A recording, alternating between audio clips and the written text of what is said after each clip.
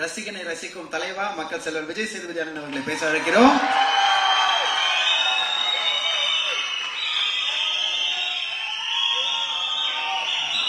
எல்லாருக்கும் வணக்கம்.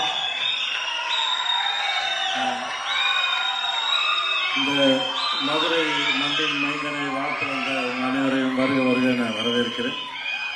நன்றிப்பா. விடுதலைக்கு வந்து இதே மாதிரி ஆதரவு கொடுத்தீங்க. சூரியோட எல்லா படத்துக்கும் உங்களுடைய பேரன்பு அவன் மேல பெருமழையா பொழியட்டும்.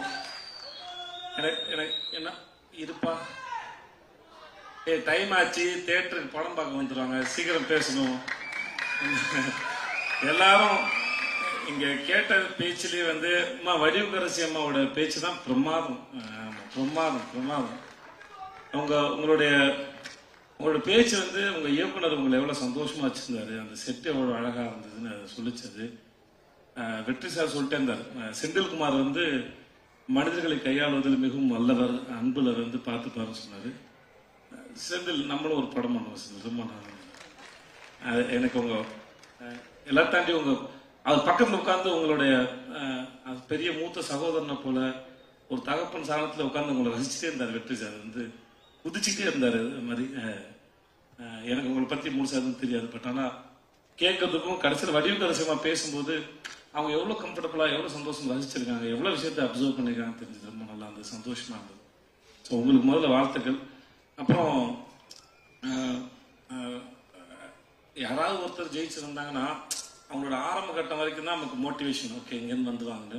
ஆனால் சூரி மாதிரி ஒரு ஆள் வந்து முதல்ல சினிமாவில் என்ட்ரி ஆகி இப்படி வந்தது ஒரு பெரிய சாதனையாக இருந்தாலும் இவ்வளவு நாள் இருந்த அந்த ஸ்பேஸ்ல இருந்து ஜென்ரலா வந்து என்னுடைய அனுபவத்துல நான் ஒரு விஷயத்தை எப்படி அப்ரோச் பண்ணுவேன் அந்த ஆங்கிள் இருந்து பார்த்து சொல்லும்போது, இவ்வளவு நாள் காமெடியனா இருந்து ஒரு சீன் கொடுத்தும் போது ஒரு சீனை வந்து நம்ம என்ன பெர்ஸ்பெக்டிவ்ல அதை எப்படி அப்ரோச் பண்ண போறோம், எப்படி ரீச் பண்ண போறோம், அதோட ஏத்த இறக்கம் எங்க இருக்குன்னு ஒரு சீன் அனலைஸ் பண்ணி அப்புறம் டைரக்டரோட பேசி அதை பண்றதுங்கிறது ஒருத்தருக்கு ஒரு டெக்னிக் இருக்கும். சூரியோட ஒர்க் பண்ண வரைக்கும் என்னன்னா நான் வந்துட்டு ரொம்ப கம்மியாக தான் ஒர்க் பண்ணிருக்கேன், ஒரு 2-3 படம் பண்ணிட்டு மேடம் அவ்வளவுதான் இருக்கும்.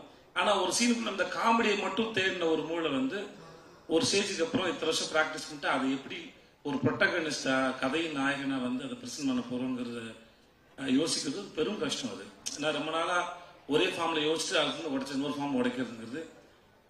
விடுதலைக்கு அப்புறம் அவனுக்கு கருடனை போல ஒரு படம் வர்றதும், அதுக்கு சிவாவோட ப்ரொடக்ஷன்ல இவன் வினோதோட படம் அது வரதும், அவனை அடுத்தடுத்து ஹீரோவை பொசிஷன் பண்றதுல அவன் வாழ்க்கையில் நடக்கிற இந்த படத்தோட இந்த ட்ரெயிலோட முதல் வசனத்தை போல இயற்கையும் அந்த கடவுளும் அவனுக்கு வந்து சிறப்பாக அவனுக்கு வரம் கொடுத்து ஆசீர்வதிச்சுக்கார நம்புறேன். அவனோட அடுத்தடுத்த படங்களும் அவன் மேல ஒரு நல்ல ஒரு எதிர்பார்ப்பை ஏற்படுத்துது. அவனுக்கு ஹீரோவை மோல்டு பண்றதுக்கும் அது ரொம்ப அழகா வடிவமைக்குதுன்னு நான் அதை பார்க்குறேன். அதை பார்த்து ரொம்ப ரசிக்கிறேன் நான்.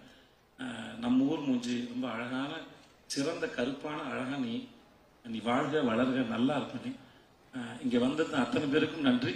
அடுத்த முறை மதுரை மட்டும் இல்லாம அகில உலக அப்படியேதான் போட்டு நிறைய ஊர்ல இருந்து அவனுக்கு பேனர் வைப்போம்.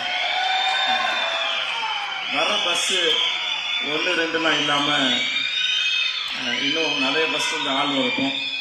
நீ வாழ்க. நன்றி. நான் இருக்கும். நன்றி. தேங்க்யூ.